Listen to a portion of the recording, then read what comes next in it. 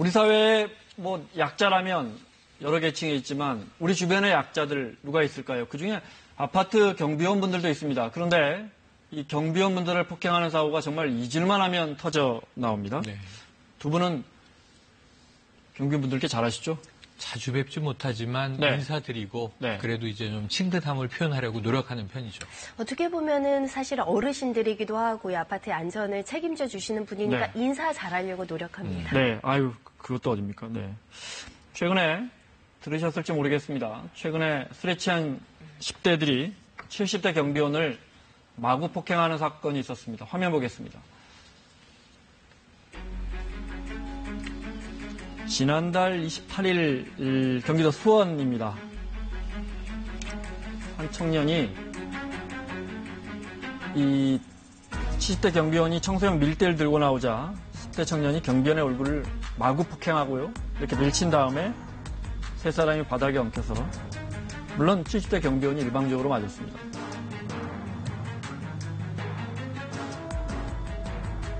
술에 취해 있다고 하는데요. 문을 열고 박차고 들어와서 누구냐고 말하라고 그러니까 못된 소리를 다 하더라고. 발로 냈다 치면서 들어가면서 말도 못하게 하더라고. 그 앞니가 부러졌고요. 네, 강 대표도 심하게 다쳤습니다. 이 사건이 기사화된 게 왜 저 폭행한 10대들 중에 폭행하면서 우리 아버지가 변호사인데 네. 하면서 때렸다는 거 아니에요? 맞아요. 네. 경찰이 이제 조사를 한 결과로는 그 4명이 있었고 네. 이제 다 폭행에 가담한 건 아니고요. 주도적으로 폭행한 청년이 하나 있었고 네. 청소년이죠. 미성년자니까 또 같이 가담했는지 말렸는지 주장하고 있는 한 명이 있습니다. 네. 그런데 이제 우리 아버지가 변호사야라고 외쳤다라는 것을 저 이 경비원 어른의 네. 손자가 이제 SNS에 공개를 했어요. 네. 그런데 이제 이것은 피해자 측의 주장인데 가해자 쪽에서는 우리 아버지가 변호사라고 말한 적이 없다. 오히려 이제 이 친구의 폭행을 말리면서 아니, 변호사 부모가 실제 없다면서요? 변호사 부모는 없습니다. 경찰의 조사 결과 이 부모가 변호사인 경우는 없었습니다. 그런데 네. 오히려 이제 저 청소년들은 변호사를 불러야 될 상황이 될 수도 있다라고 이야기를 하면서 폭행을 말렸다는 이야기를 하고 있는데 네. 저는 이것도 변명이 안 되는 말이라고 생각을 해요. 10대가 폭행을 하면서 나중에 법적 처벌을 받을 수 있다는 걸 인지하면서 지금 때렸다는 얘기밖에 안 되잖아요. 그렇군요. 그러니까 네, 네. 이러나 저러나 해명은 이상한데 네. 어쨌든 그렇게 들렸다면 저 경비원 이 노인에게 아마 상당히 위축됐을 가능성이 있습니다. 이들이 나를 지금 폭행하고 있고 나는 죄 없이 맞고 있음에도 불구하고 사회적인 어떤 신분적 억압을 많이 겪었던 분일 거란 말이에요. 네. 경비원으로서. 그래서 우리는 분명히 신분 사회가 아닌데 변호사라는 말에 위축돼야 하는 경비원의 입장은 어떠한 것인지를 우리가 좀 함께 성찰해야 되지 않나 싶습니다. 네. 말씀하신 것처럼 이 사건은 그 폭행당한 경비원의 손자가 SNS에서 알려졌습니다. 저희 KBS와의 인터뷰가 있습니다. 그 손자분과 들어보겠습니다. 처음에는 소식을 듣고 어떻게 이런 일이 있을 수 있을까 싶었어요. 그래서 아버지께서는 할아버지가 경비를 하도록 내버려둬서 생긴 일 같다고 자책하시는 모습을 보면서 저도 많이 슬펐습니다. 그래서 이 일을 세상에 알려서 제대로 수사받을 수 있도록 해야 한다는 생각에 SNS 글을 올렸습니다.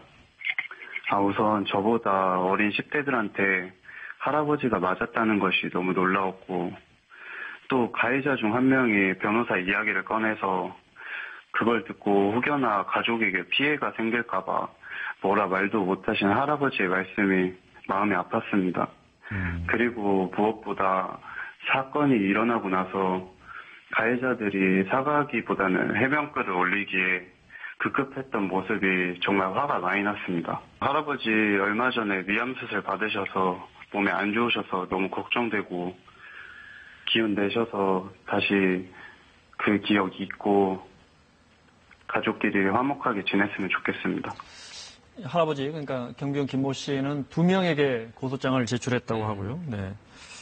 소년법 적용받는다고요? 10대니까?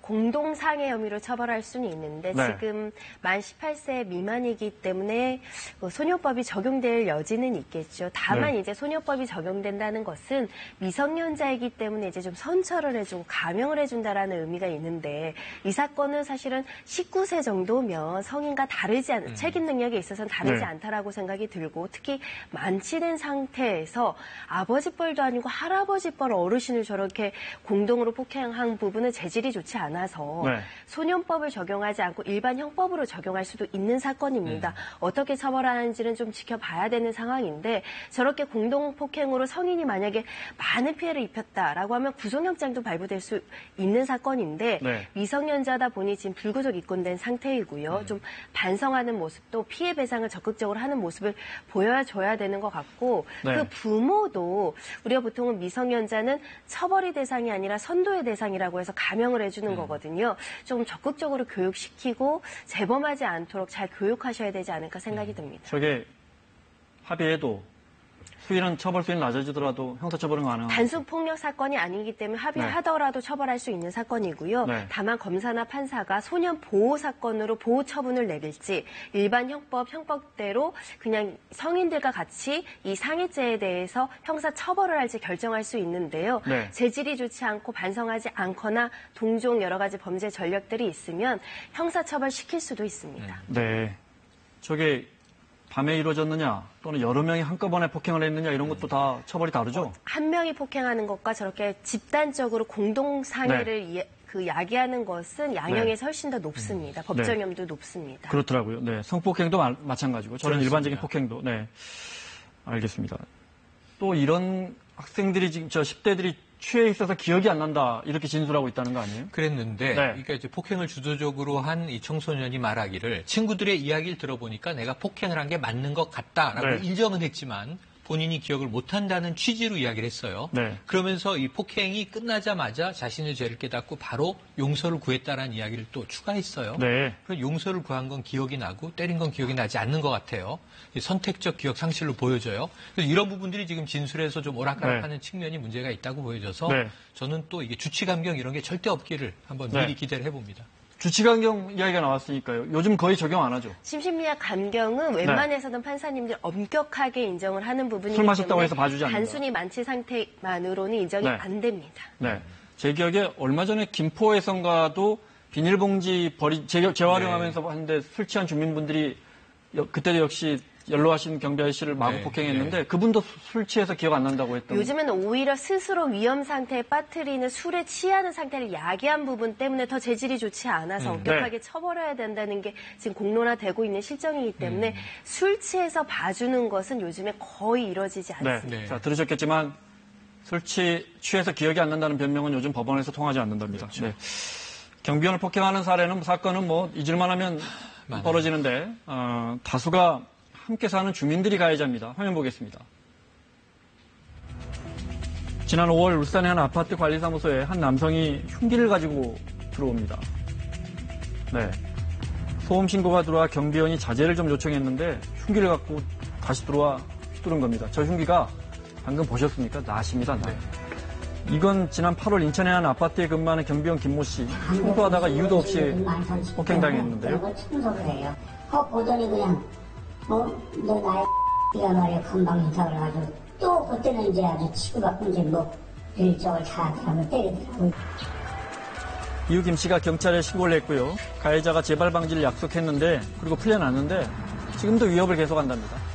지난번에 경찰관 앞에서도 그래놓고서 며칠 전에 또 들이댐기고 뭐 욕 먹고 그러니까.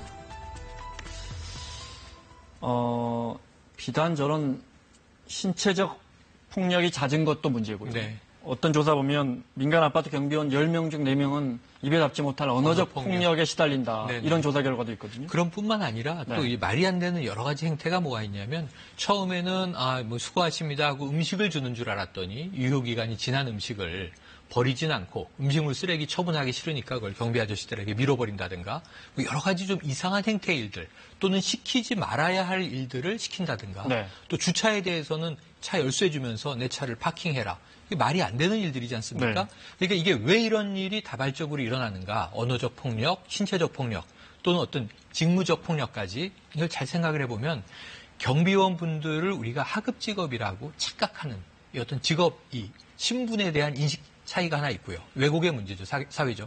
두 번째는 저분들이 대부분 비정규직이라는 걸 알고 있습니다. 네. 나한테 저항하면 저 직에서 물러날 수도 있다. 그래서 주로 조금만 위세를 가진 사람들이 당신 이 일 더 이상 못하게 하겠어. 이런 협박이 이어지게 되는 경우들이 다반사거든요. 네. 사회적 인식을 좀 우리가 바로잡아야 하지 않나 싶습니다. 네. 또 하나 주택관리공단에서 조사를 했더니 전국 임대아파트 주민들에 의한 경비원 폭력이 지난 5년간 신고된 것만 4,000건이 넘는다 그래요. 임대아파트에는 형편이 어려운 서민분들이 살잖아요. 서민분들이 경비원들에게 이렇게 나오는 건 어떻게 해석해야 합니까?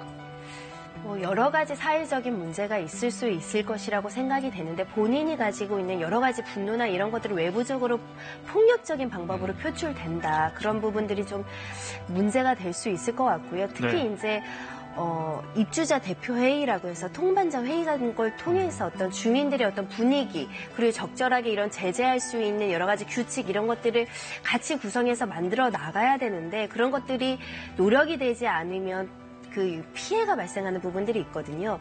특히 경비원들이 폭행을 당한다고 하더라도 처벌을 요구하기가 쉽지 않습니다. 왜냐하면 입주민들이랑 법적인 분쟁을 한다는 것은 내가 직을 그렇죠. 잃을 수도 있는 네. 위험성이 있다는 것 때문에 그런 부분들이 잘 근절이 안 되는데 이런 부분이 있었으면 좋겠습니다. 입주자 대표 회의에서 지속적인 갑질이나 경비원의 언어폭력이나 폭력적인 행동을 하는 사람들을 퇴거를 요청할 수 있는 오히려 문제된 행동을 한 주민이 이사를 갈수록 할 수 있게 하는 근거 조항들이 마련되지 않는 이상은 네. 갑질을 당한다고 하더라도 경비원은 참고 있을 수밖에 없고 왜냐하면 주민은 평생 그 집에 살 사람이기 때문에 신분이 불안정한 경비원들이 보통은 해고되는 일이 있거든요. 네. 이런 것들을 방지할 수 있는 조치들이 좀 있어야 되지 않을까. 지금 저 화면에 저렇게 낫을 들고 나와서 겁박을 하면 설사 물리적인 이 폭행이 아니더라도 처벌할 수 있습니까? 저거는 특수 협박죄가 성립하는 거고요. 아까 네. 말씀하신 것처럼 욕을 하는 주민들 앞에서 다른 사람이 있는데 욕을 하는 것도 모욕죄로 처벌할 수 있거든요. 네. 근데 문제는 경비원 아저씨들이 실제로 고소장을 써서 끝까지 네. 처벌할 수 있느냐. 중간에 또 합의하는 경우도 있어서 조금 더 강력한 처벌 그리고 이런 부분들이 반복됐을 때 그 주민을 제3자가 징계하거나 제재를 내릴 수 있는 것. 네. 이런 근거들이 좀 필요하지 않나 싶습니다. 지금 저 화면 보고 계시는데, 네. 경비원분들이 네. 폭행당하는 화면은 저희 자료 화면에 너무 많습니다. 너무나 많습니다. 너무 많은 제보가 있고요. 네. 그러니까 아까 네. 우리 손 변호사님 말씀해 주신 것처럼 분노조절 장애 사회 문제도 있고요. 네. 다 퍽퍽하고 힘든 삶을 사는 건 이해하지만 아까 왜 임대아파트 같은 서민들끼리 어려운 사람끼리 모여 사는데도 이런 일이 벌어지느냐. 네. 그러니까 사회에 나가서는 다 을로 살면서 갑에게 압박을 받는 거죠. 네. 그러니까 집에 들어왔을 땐 내가 잠깐 갑이라고 착각을 했을 때 또 자신의 을을 괴롭히게 되는 이 아픈 갑질의 악순환이 존재하는 거예요. 그래서 이런 부분들에 대해서는 저는 사회 심리적인 치유도 좀 함께 있어야 되는 것 아닌가 싶을 정도입니다. 사회적으로 의뢰 위치에 있더라도 자신이 사는 집으로 돌아와서 네. 또 의뢰 위치에 있는 경비 아저씨를 또 갑의 위치가 돼서 괴롭히는 구조. 그러니까 이건 네. 좀 확장된 가정폭력이기도 해요. 내가 사는 주거 공간에서 함께 더불어 사는 어찌 보면 집 밖에 있는 또 하나의 가족이신 경비원 분들에게 내가 뭔가 폭력이나 언어폭력을 던지고 네. 행사하는 게 밖에서 힘들게 이제 이 억압당하고 돌아온 가장이 집안에서 가정폭력을 휘두르게 되는 경우와 크게 다르지 않은 양상으로 우리가 유형 분류를 할 수 있지 않을까 하는 생각이 네. 듭니다. 다른 어떤 전문가분들은 기본적으로 고용이 불안하기 때문에 아까 손 변호사 잠깐 그런 얘기하셨지만 측면도 있죠. 고용이 불안하기 때문에 부당한 처우를 받았더라도 저항하지 저항하지 못하는 그 구조적인 이유도 여러 번 말씀하시더라고요. 맞습니다. 네. 그래서 그 부분도 이제 저는 직업의 구조성과 관련된 문제인데 네, 대부분의 경비원분들이 비정규직이고 사실 뭐 하루아침에 해고될 수 있는 예. 위치에 있잖아요. 하지만 네. 정확한 건 뭐냐면 요즘 광고 중에 하나가 네. 정말 이 갑질이 사라지고 벼슬이 없어져야 함께 서로 행복한 서비스를 받을 수 있다는 건데 네. 만약에 이 우리 지역의 경비원 분이 정규직이고 그분이 자신의 직업에 프라이드를 가지고 있다면 입주민인 내가 받을 수 있는 서비스나 네.